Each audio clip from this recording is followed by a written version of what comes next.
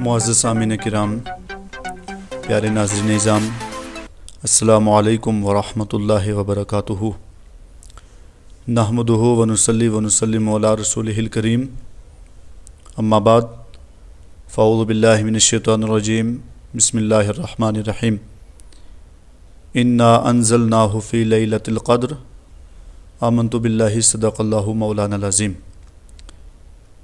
معزز سامعین کرام، اللہ رب العزت کا شکر و احسان ہے کہ اس نے ہمیں ماہ رمضان المقدس کا یہ عظیم مہینہ عطا فرمایا۔ آج ہم تیسرے عشرے کے اندر پہنچ چکے ہیں، اور یہ تیسرا عشرہ بہت خاص عشرہ ہے، کیونکہ پہلا بھی خاص ہے، دوسرا بھی خاص ہے، اور تیسرا دونوں کی بنسبت اور بہت خاص ہے، کیونکہ آخری عشرہ اس کے اندر اعتکاف بھی کیا جاتا ہے، آخری عشرہ اس کے اندر شب قدر بھی ہے، اور آخری عشرہ اس کے اندر جمعۃ الوداع بھی ہے۔ شب قدر کیونکہ عنقریب ہمارے اور آپ کے درمیان تشریف لانے والی ہے، 27ویں شب قدر۔ شب قدر کو طاق راتوں کے اندر رکھا گیا، ان میں سے ایک 27ویں بھی ہے، تو 27ویں شب بھی عنقریب ہمارے اور آپ کے درمیان تشریف لانے والی ہے۔ اس کے بعد جمعہ، الوداع جمعہ بھی تشریف لانے والا ہے، اور پھر آگے عید کا دن بھی آنے والا ہے۔ یہ تینوں تہوار ہم نے کیسے بنانے ہیں، کیا کرنا ہے، مختصر سی باتیں آپ کے سامنے پیش کرنے کی کوشش کریں گے۔ شب قدر، قدر کا لغوی معنی تنگ بھی ہے، قدر کا معنی عظمت و شرف بھی ہے اور تنگ بھی ہے۔ تنگ کا کیا مطلب ہے؟ تنگ کا مطلب یہ ہے کہ شب قدر کے اندر حضرت جبریل امین فرشتوں کے ساتھ زمین پر تشریف لاتے ہیں۔ اتنے فرشتے ان کا زمین پر نزول ہوتا ہے کہ ان کے نزول کی وجہ سے یہ زمین تنگ پڑ جاتی ہے۔ آقا کریم صلی اللہ علیہ وسلم ارشاد فرماتے ہیں کہ جس نے شب قدر کے اندر ایمان اور یقین کے ساتھ قیام کیا، اللہ تبارک و تعالی اس کے سارے گناہوں کو معاف فرما دے گا۔ شب قدر کی بہت بڑی فضیلت ہے، یہاں تک کہ شب قدر کی اتنی بڑی فضیلت ہے کہ جو شب قدر کے اندر قیام کرتا ہے، اللہ تبارک و تعالی اسے اتنا ثواب عطا فرماتا ہے، اتنا ثواب عطا فرماتا ہے کہ جس کی کوئی انتہا نہیں ہے۔ شب قدر ہمیں کیسے بنانی ہے؟ ہم نے، کیونکہ اس وقت کورونا وائرس وبا کی وجہ سے ہم لوگ اپنے گھروں سے نہیں نکل سکتے، اپنے گھروں کے اندر ٹھہریں، ذکر و اذکار کریں، کلمات طیبات پڑھیں، ذکر و اذکار، قرآن شریف کی تلاوت کریں، اپنے لیے دعائیں کریں، عالم اسلام کے لیے دعائیں کریں۔ ایک دعا وہ ہے جو انسان مجمع میں لوگوں کے سامنے کرتا ہے، اور ایک دعا وہ ہے کہ جو انسان چار دیواری کے اندر چھپ کر کے ایک کونے میں بیٹھ کر کے اللہ کی بارگاہ میں کرتا ہے۔ جب انسان تنہائی کے اندر آتا ہے، ایک کونے میں بیٹھ جاتا ہے،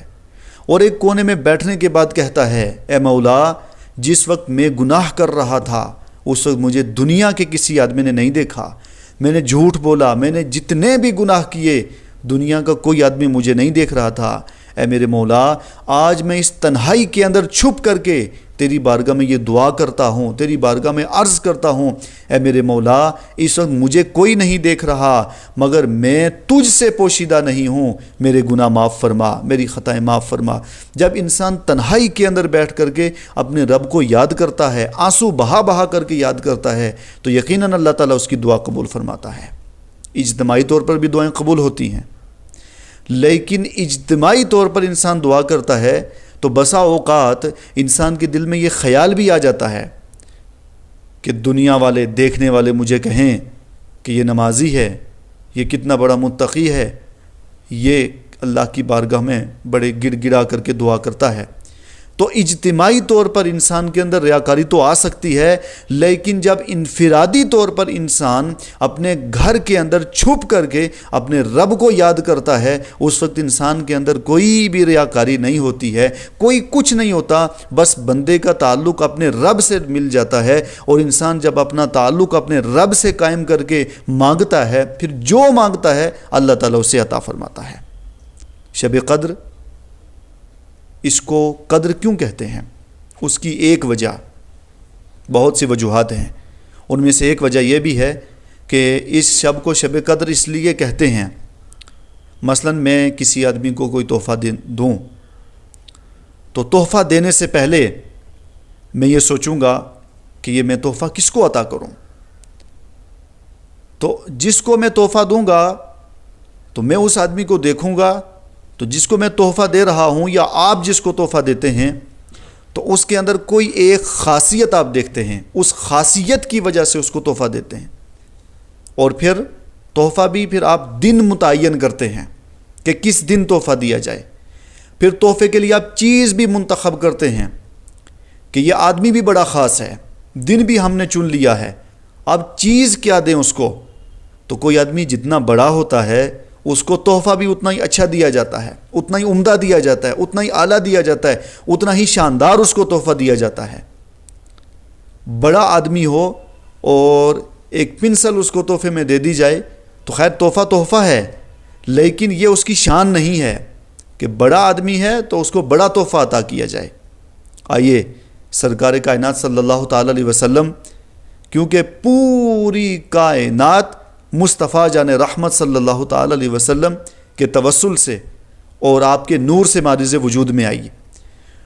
اللہ کے بعد اگر کسی کا مقام و مرتبہ ہے تو وہ مصطفیٰ کا ہے۔ سب کچھ اللہ تبارک و تعالی نے مصطفیٰ کے لیے پیدا فرمایا۔ اب رب تعالی اپنے محبوب کو تحفہ عطا کر رہا ہے،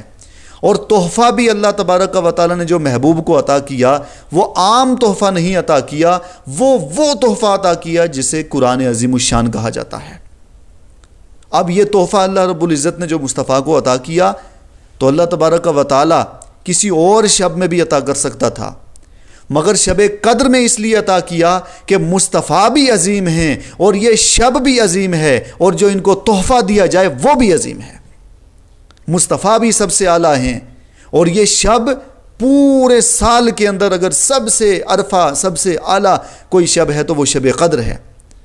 تو مصطفیٰ کی ذات سب سے اعلیٰ، اور مصطفیٰ کی امت کو اللہ نے جو تحفہ عطا کیا شب میں سے، شبوں میں سے وہ شب قدر، یہ شب ساری شبوں سے اعلیٰ۔ اب مصطفیٰ کی ذات بھی اعلیٰ اور شب بھی اعلیٰ، اب مصطفیٰ کو جو تحفہ دیا جا رہا ہے اللہ رب العزت وہ تحفہ بھی سب سے اعلیٰ شب شب قدر کے اندر عطا کر رہا ہے، اسی لیے اس شب کو شب قدر کہا جاتا ہے۔ اس شب کے اندر ہمیں کرنا کیا ہے؟ جتنا بھی ہو سکے اللہ کی بارگاہ میں توبہ استغفار کرنا ہے،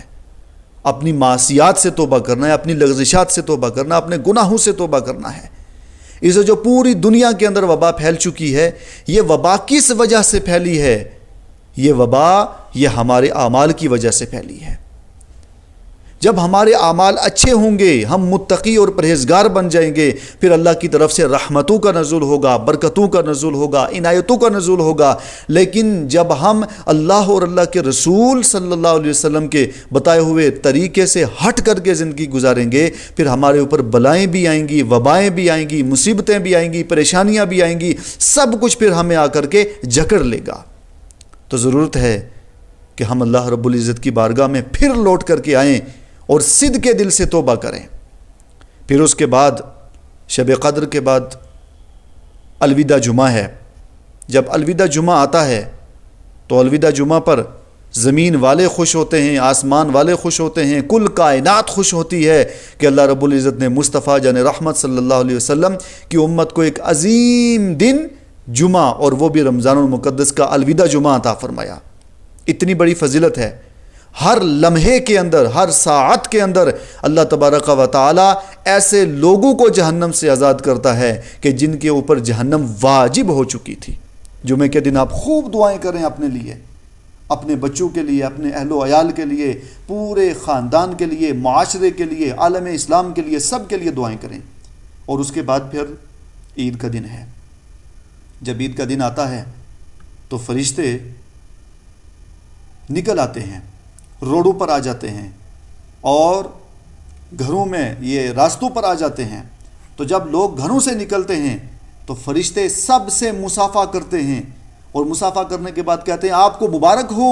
اللہ نے آپ کی نماز تراویح قبول فرما لی، آپ کا قیام اللیل قبول فرما لیا، آپ کی تلاوت قبول فرما لی، آپ کے روزے قبول فرما لیے، آپ کی خیرات قبول فرما لی، آپ کو مبارک ہو۔ یعنی فرشتے لوگوں سے مصافحہ کرتے ہیں اور سب کو مبارکباد پیش کرتے ہیں، اللہ نے آپ کی عبادتوں کو قبول فرما لیا، آپ کے روزوں کو قبول فرما لیا۔ اور پھر فرشتے مصافحہ کرتے ہوئے کہتے ہیں اللہ تبارک و تعالی تمہیں جنت کی بھی خوشخبری عطا فرماتا ہے۔